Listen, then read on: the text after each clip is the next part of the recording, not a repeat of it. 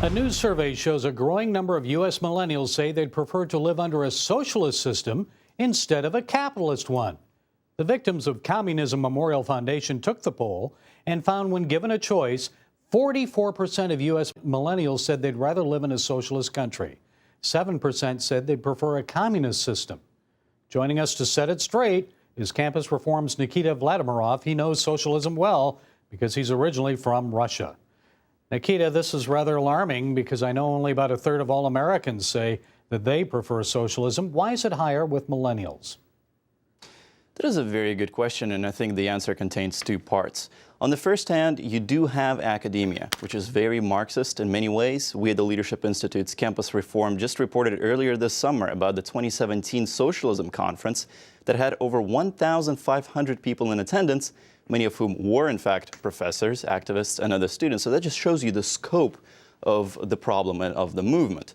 Now, on the other hand, you do have the political side of things. You have Bernie Sanders, the senator who is very popular among millennials, a very popular progressive, who almost faced President Donald Trump in the 2016 presidential election. What a scary thought that is. And of course, none of this is helped by the fact that we had 8 years of President Barack Obama, who continuously stoked class warfare and told business owners, by the way, you didn't build that business, somebody else built that business for you. So all of those things work together, in my view, to make socialism much more popular and attractive to millennials. Well, I also know that none of these millennials actually lived under the prosperity, the economic prosperity under Reagan, also under Clinton. If they did under Clinton, they were very young. So does that have anything to do with it, the prosperity of a good economy? That is potentially true, and what we see actually happening in the future, potentially, is Generation Z, which is now just coming to college. They're maybe 18 years old, the oldest members of Generation Z, and they've lived under this sort of economic partial collapse that we saw in the past decade, and they're starting to actually value economic freedom much more than millennials. So that could be a very promising sign for us going forward. And I know when Bernie Sanders was running for president, you mentioned him, few millennials actually knew that he was a socialist. And many, when they were asked to explain socialism, they couldn't. Have you discovered this on campus? What have you learned? We discovered a lot of instances to where there's a sleight of hand going on, because socialism is sort of distinguished from democratic socialism. And when Bernie Sanders uses the term democratic socialism, he tries to distance himself from the failures of other socialist countries. Now, of course, what is frequently not told on college campuses is the fact that other Soviet leaders, for example, in my motherland, also used the term democratic socialism. So this is not an invention of Bernie Sanders. This is not an invention of the progressive movement. And this has happened previously. So that's very important to underscore and to educate millennials about. I think many people thought when the Soviet Union fell and communism started dying out that it would die here, but it seems like it's very much alive. Now, you're from Russia, the former Soviet Socialist Republic.